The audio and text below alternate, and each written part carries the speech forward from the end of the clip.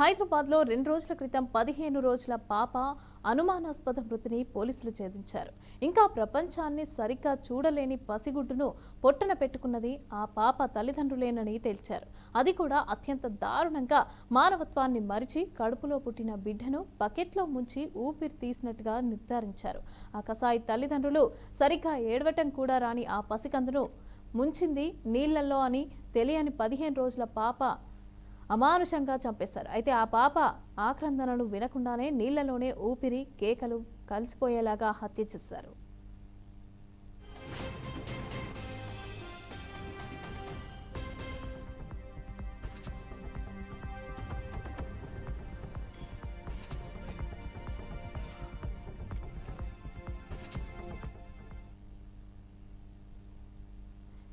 ఇక Hyderabad Mylardevpally police station పరిధిలో అలీనగర్ కాలనీలో 15 రోజుల పసికందు అనుమానాస్పద మృతి కేసుగా పోలీసులు కేసు నమోదు చేశారు. అయితే ఈ కేసును 48 గంటల్లో పోలీసులు ఛేదించారు. పసికందు తల్లి విజ్జి పాపను బకెట్లో ముంచి చంపినట్లుగా పోలీసులు నిర్ధారించారు. పోస్ట్ మార్టం రిపోర్టులో కూడా పాప నీళ్లలో మునిగి చనిపోయినట్లుగా తేలిందని ఇన్స్పెక్టర్ నరేందర్ తెలిపారు. తమిళనాడుకి చెందిన మణి, విజ్జి భార్యాభర్తలు హైదరాబాద్లో నివసిస్తున్నారు. వీరికి 15 రోజుల క్రితం పాప జన్మించింది. పాపను పోషించలేమని అమానవీయంగా చంపేశారు. పసికందు తండ్రి తన భర్త మణికి 2 కిడ్నీలు కూడా పాడయ్యాయని విజ్జి విచారణలో భాగంగా తెలిపింది. ఇంటి పోషణ భారంగా మారడంతోనే తన పాపను తన చేతులతోనే చంపేసినట్లుగా ఒప్పుకుంది. దీంతో కేసు నమోదు చేశారు పోలీసులు.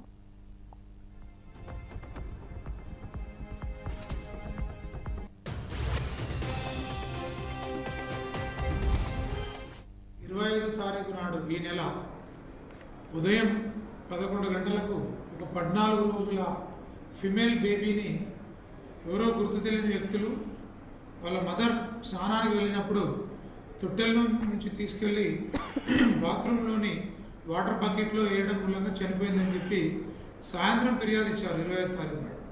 అట్టి ఫిర్యాదు పైన మేము కేసు రిజిస్టర్ చేసుకొని ఇన్వెస్టిగేషన్ ప్రారంభించాం. ఆ కేసులో ఫిర్యాదుదారుడు అట్టి మృతురాలు తండ్రి మరితి కాంప్లైంట్ ఇచ్చాడు. వాళ్ళు బిలాంగ్స్ టు తమిళనాడు స్టేట్, ఇక్కడ వాళ్ళు కాదు. 4 years నుంచి వాళ్ళు ఇక్కడ ఒక జయా ఫుడ్ కంపెనీలో వర్కర్స్గా పనిచేస్తున్నారు. వీళ్ళకి ఆల్రెడీ ఒక బాబు ఉన్నాడు 1 year.